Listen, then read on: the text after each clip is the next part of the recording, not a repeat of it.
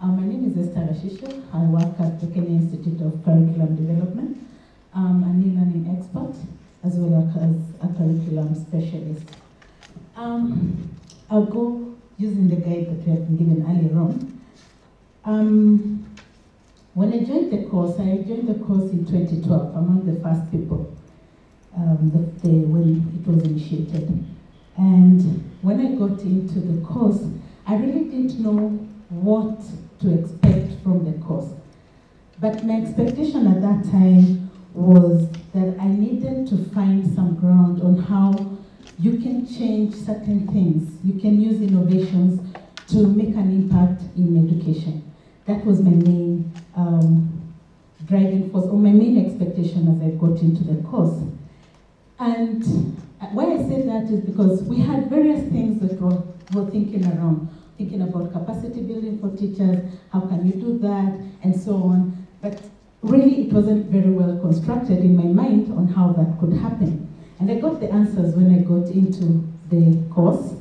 And one of the benefits of the course, as Sentil has talked about, is appreciating the importance of innovation and creativity in strategy and policy formulation. That is where I based my expectation and when I got into the course, and actually that bore fruit. Because after the course, I actually was able to take what I had learned as a leader, construct my ideas around kind of several innovations that I was working on, and moved forward with that.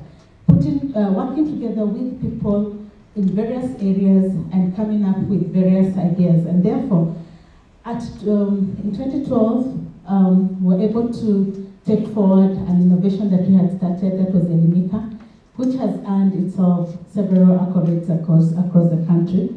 I moved on to developing other innovations. For instance, right now we are working on Kenya Education Cloud, which is a great innovation in the country, trying to bring together learning resources for the learners that are well quality assured, and in it there is also another innovative way of how we can bring together content from all creators of content, not a reserve of the publishers like it has always been, but exploit the great minds that we have who can create good learning content, take it through a curation process, and then eventually avail it on the Kenya Education Cloud, where everyone can access quality assured content. So that is the major project that I'm working on, a flagship of the Kenyan government at the moment, and looking forward to great things coming in that particular project.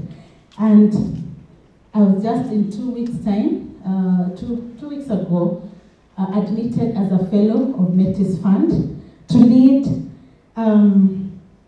a project that will look at making education in Nairobi as a county, coming up with ideas and ways of leading proper quality education in Nairobi as a starting point that will then spread across other parts of the country. And then the Nairobi hub becomes a learning center for all the countries in Africa. So it is a very big, challenging project, but I look forward to it. We start off in a week's time. And all this thanks to what I went through in 2012 in the ALICT course. Of course, not to mention the various other accolades I've received, e-learning excellence in the World Education Congress in 2015, and then about a month ago, excellence in public service, through one of the projects that I'm doing. So all these are the benefits that I've been able to accrue as a result of the training that I went through Jesse, and I'm forever grateful for having that opportunity. I'm a full professor at the High School Engineering of University of Senegal. When I take this training, training is the French version of the LATIC, of the ALICT. Sorry. And beyond my curiosity, first time, my expectation was to decide to take the courses will have a new approach to leadership, acquiring knowledge to develop my leadership, and to master prospective reflection is tools for building vision, progressing in the position of leader. Because generally, in high school education, because in properly organized, such a community of practice could induce positive changes. Nevertheless, I emphasize the two features because it seems to be the best mission of the candidates.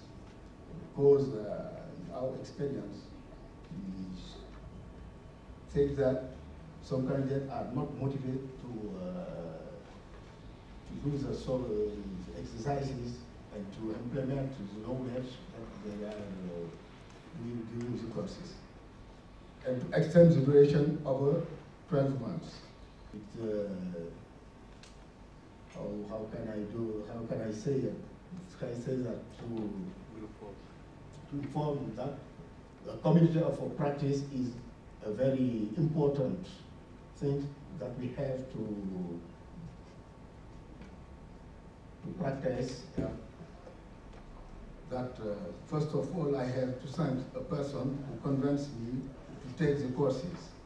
I will be thankful to integrate the other pillar of knowledge, namely the communication infrastructure, even the generalization of ICT. It is the launch of the community of practice, which is launched at Abidjan. Yeah. We were established in 1983 and became operational in 1987. So this year, actually, we are clocking 30. And we are a semi-autonomous government organization, and the mandate is to conduct examinations at those levels. The staffing then to today, what are our experiences? The first issues I found better future prospects than achieved in the areas of financial management, examinations, staff welfare, and the service environment through the use of ICTs. If you look at the 2013, is at the end of the second quarter management accounts in June, we were at 96 million. A lot of staff invest in property in terms of housing, transport, and other things. In the main building, the required standard when you are running a record system is that you should have a business continuity and dictate our facilities, including networking and also improving our network facilities for people giving you the best results. People don't need to remain where they are and time to do their assignments. From a leadership point of view, I should say that we've received a number of recognitions in the way we are serving our education system. I'm Rico Baum, therefore the Director for E-Education and Skills at the Ministry of Education in Mauritius.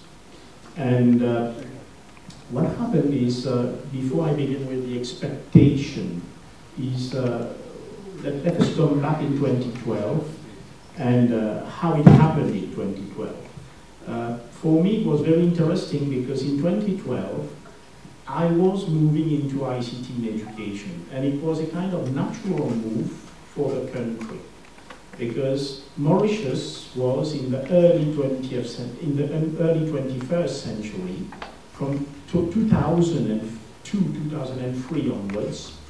There's been a move for Mauritius going from a kind of industrial economy and moving into a knowledge economy. And there was that question that first, at strategic level, at government level, how do we do it? And then somebody, one of my superiors, had a very bright idea in 2010, said, wait a minute, we are the Ministry of Education, and there's simply nobody into ICT and innovation at the Ministry of Education. So let's create a directorate for ICT and innovation at the Ministry of Education. And somebody called me and said, Rico, you're going to be the director.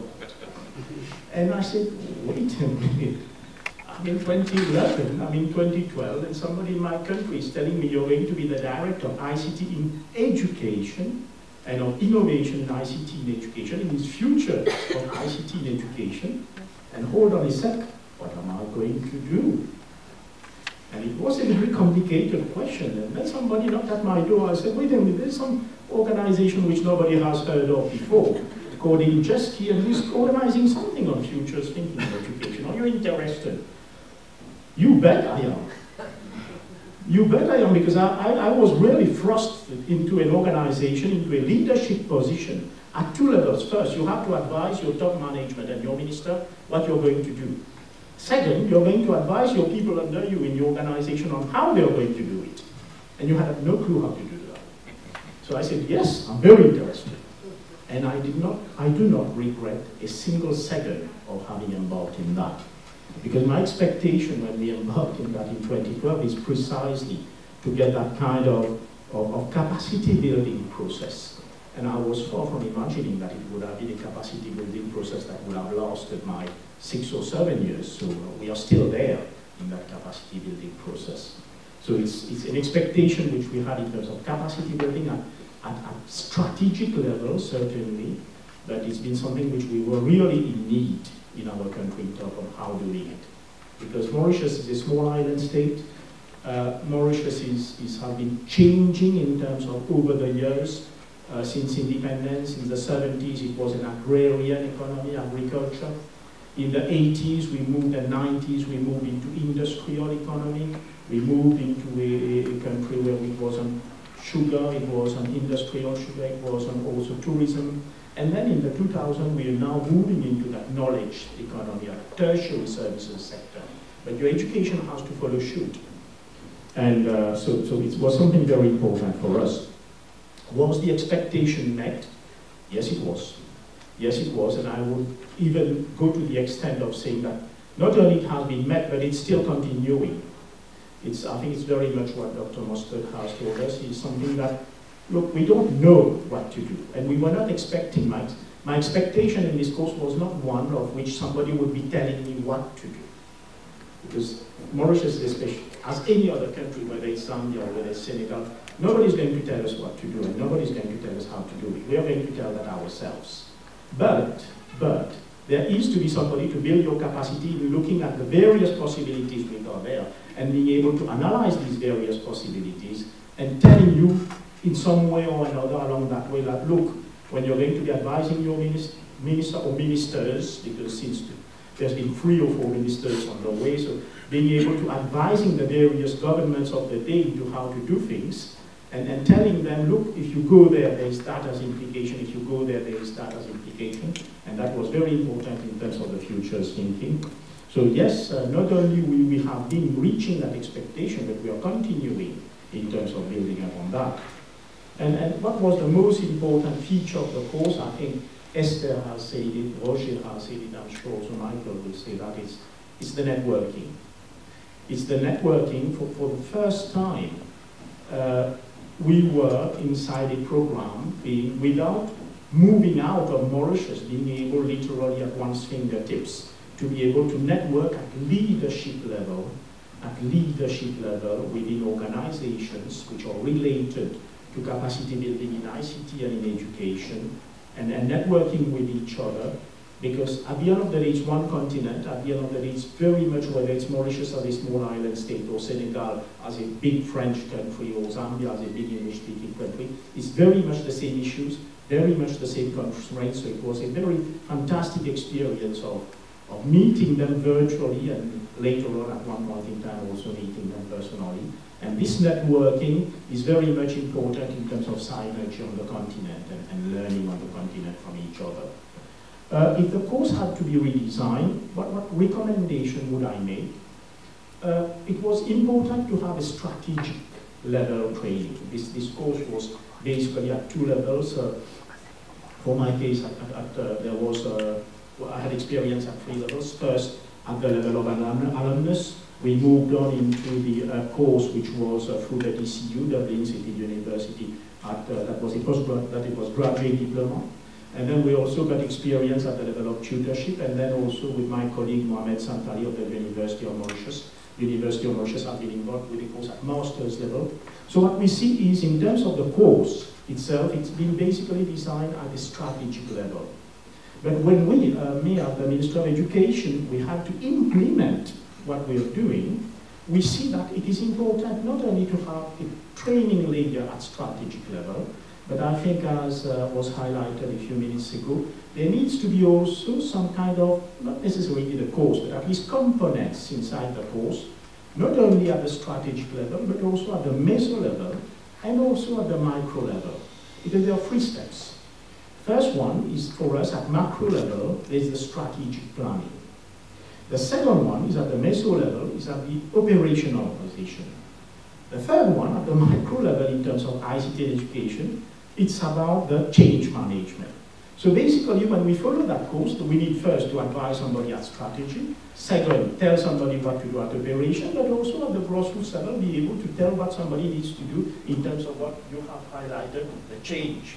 Because we're involved with people in schools who, they are very much, they're telling you, yes, I understand what you're telling me, but I've been having, we are talking circumstance of primary schools for which people, they are barely knowing what ICT is about. So that changing the structure is very important, as Roger has highlighted. So perhaps in future such courses, something about everything of the 3.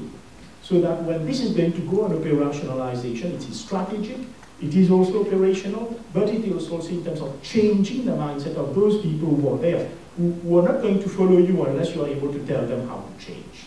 That's very important. And precisely in terms of how the leadership network for sustainable development, the one that we have launched last year in Abidjan, how would I see that new activities, how these would be carried out? Certainly in terms of broadening the capacity building, not only in terms of masters, not only in terms of postgraduate diploma, which are important, but also in terms of short-term capacity building. This can be at various levels. This can be at a more affordable way of doing it is that when it is a simple self-assessment capacity building, which is carried out on the platform, that is the LN4SD could give a layer of self-assessment. Somebody can say, look, I didn't follow a long course at master's or at postgraduate diploma level, but I followed a short non-award course, which is still some capacity building. So there would be something, and the new Moodle systems allow that very much, so that these are not necessarily moderated, but they can be short courses, short training, and somebody can say, yes, I have followed that, and this is my kind of non-award certificate. Also, I think another layer, which is a more expensive layer, is getting it as a kind of moderated course, short course again, but moderated and blocked as we did when we were tutors, but that requires then somebody to do the moderation and somebody to do the blogging. So again, there tend to be, to use the words which have been highlighted earlier, a kind of spectrum of different training layers which can exist under that LN4SD. Not necessarily just a higher level, which is important definitely for strategic long-term training, but also at other levels of training so that the capacity building takes place in various layers as well. And maybe in terms of cost also it's more cost effective. That's it. That's it what we have in terms of we had to say again very much appreciation to all the team at Chesky, to Jerome, to Tarek, to the coordination at the level of Sarah. It's been a fantastic learning journey so far, and we look forward to Mauritius in a modest way also contributing to continuing that journey together for improving strategy in ICT in Africa. Thanks a lot.